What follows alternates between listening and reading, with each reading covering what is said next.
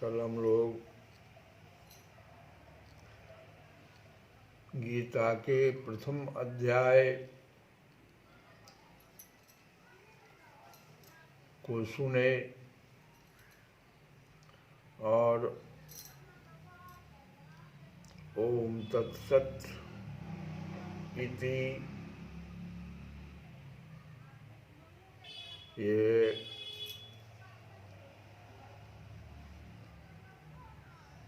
आदि की व्याख्या को भी सुने, अर्जुन के विषाद को भी समझे। अब हम लोग गीता के दूसरे अध्याय में प्रवेश कर रहे हैं। संजय यहाँ कह रहा है, संजय उवाच तम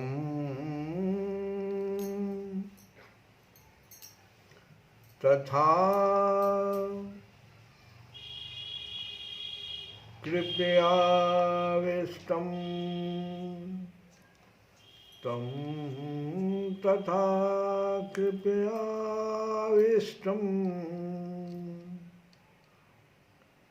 अश्रुपूर्ण आकुलेक्षणम् विषीदन्तम् इदं वाक्यम् उवाच मधुसूदनः।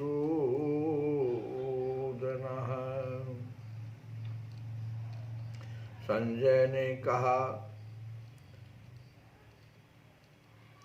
करुणा से व्याप्त शोकयुक्त अश्रुपूरित नेत्रों वाले अर्जुन को देखकर मधुसूदन कृष्ण ने ये शब्द कहे। तम तथा कृपयाविष्टम् अश्रुपूर्णाकुलक्षणम् विषीदन्तम् इदं वाक्यम् उवाच मधुसूदन। यहाँ पर मधुसूदन शब्द भगवान कृष्ण के लिए प्रयोग किया गया है। भगवान कृष्ण ने मधु नामक असुर का वध किया था और अब अर्जुन चाह रहा है कि कृष्ण उस अज्ञान रूपी असुर का वध करें, जिससे उसे कर्तव्य से विमुख, जिसने उसे कर्तव्य से विमुख कर रखा है भगवान से। इसलिए संजय ने मधुसूदन शब्द का प्रयोग किया।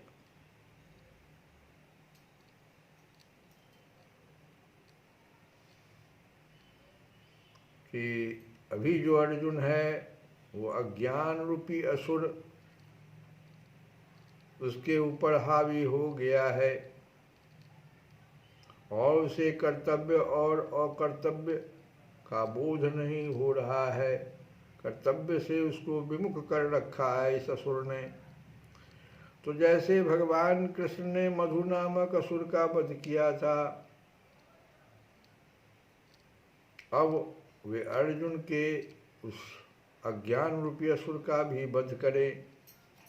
इसलिए मधुसूदन शब्द से संजय ने कृष्ण को संबोधित किया।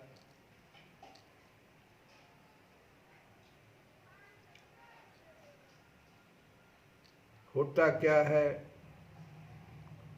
कि कोई व्यक्ति अगर डूब रहा है, नदी में डूब रहा, पानी में डूब रहा है और बहुत सुंदर वस्त्र पहने हुए, तो वैसी अवस्था में जो ज्ञानी लोग वहाँ हैं वह उसके वस्त्र के लिए, पहनावे के लिए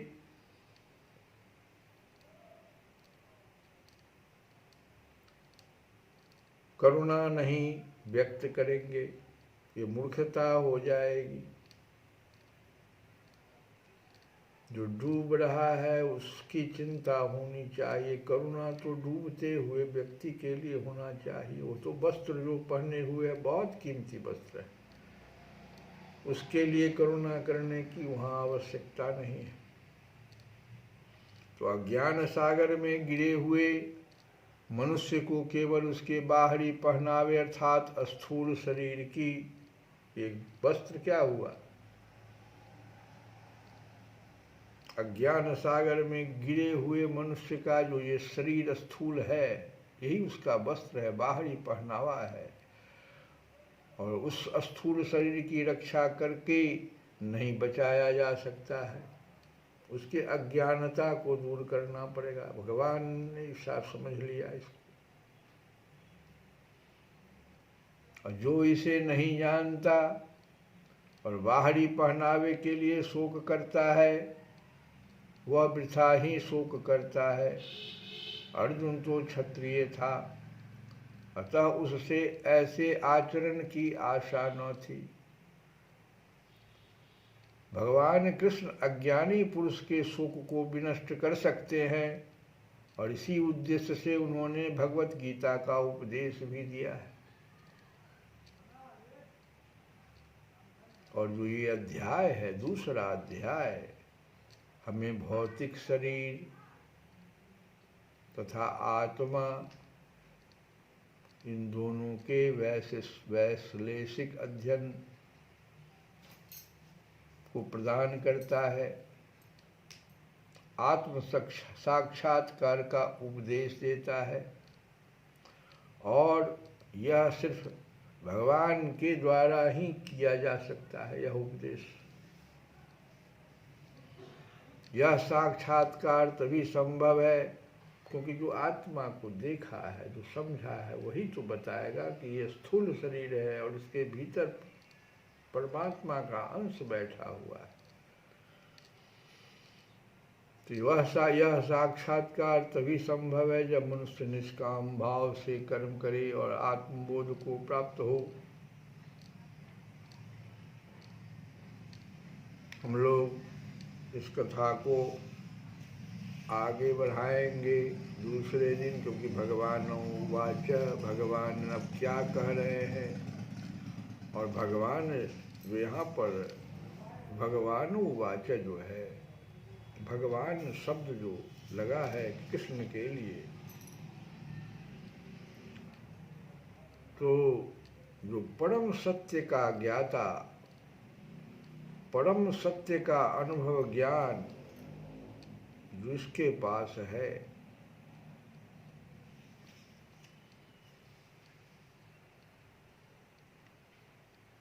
संस्कृत में जो शब्द भगवान है उसकी व्याख्या व्यासदेव के पिता पराशर मुनि ने की है कि समस्त धन, शक्ति, यश, सौंदर्य, ज्ञान तथा त्याग से युक्त परम पुरुष ही भगवान कहलाता है। समस्त धन, शक्ति, यश, सौंदर्य, ज्ञान तथा त्याग से युक्त परम पुरुष भगवान कहलाता है।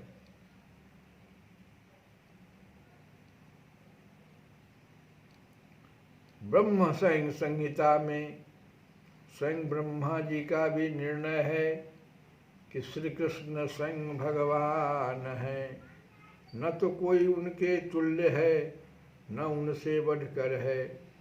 वे आदि स्वामी या भगवान या गोविंद रूप से जाने जाते हैं और समस्त कारणों के परम कारण है। ईश्वर परमः कृष्ण सच्चिदानंद विग्रह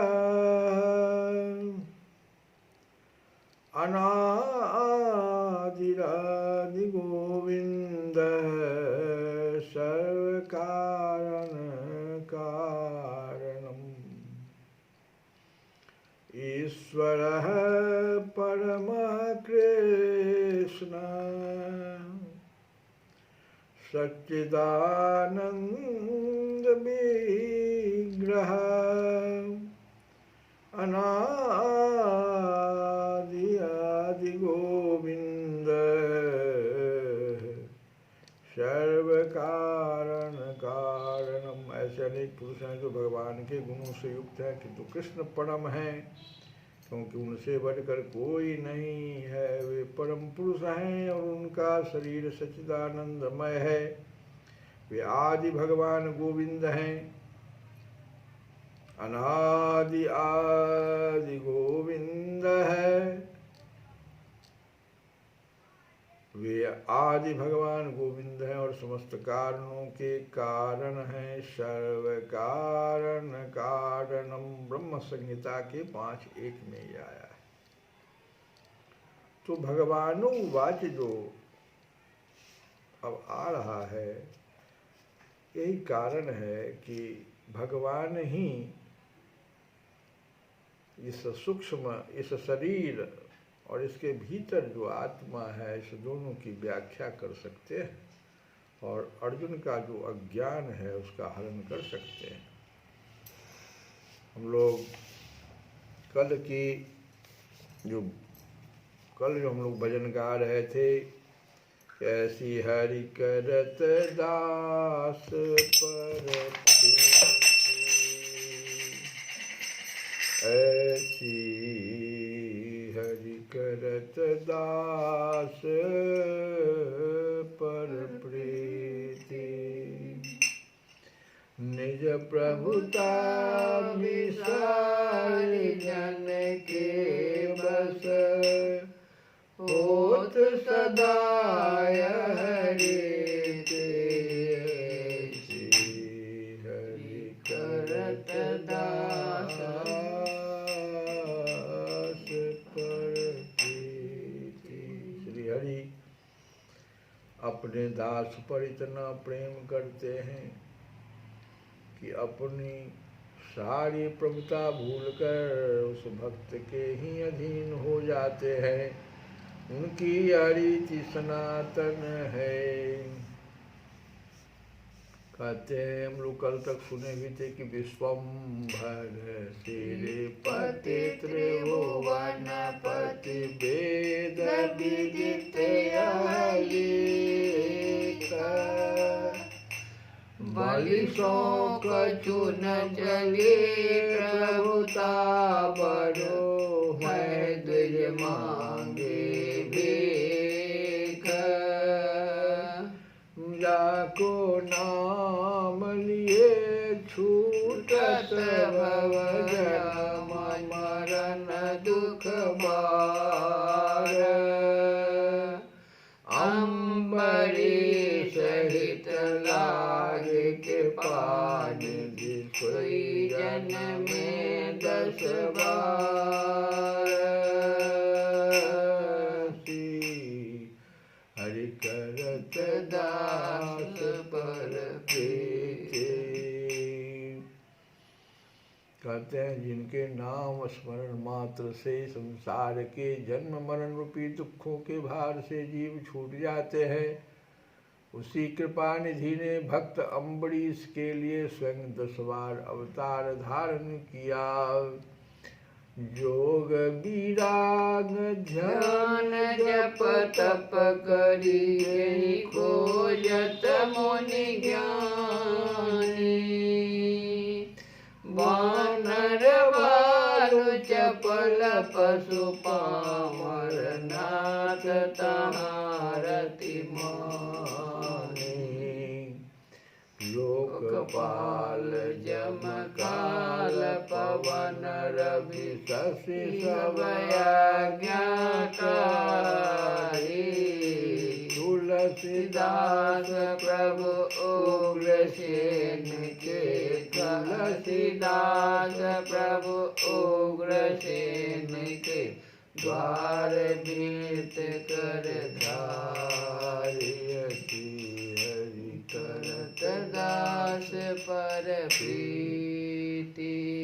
जिसको संयमी मुनिगण योग वैराग्य ध्यान जप और तप करके खोजते रहते हैं, उसी नाथ ने बंदर रीछ आदि नीच चंचल पशुओं से प्रीति की। लोकपाल यमराज काल वायु सूर्य और चंद्रमा आदि सब जिसके आज्ञाकारी हैं, वही प्रभु प्रेम बस उग्रसेन के द्वार पर हाथ में लकड़ी लिए दरबान की तरह खड़ा रहता है। श्री कृष्ण गोविंद हरे मुरारे।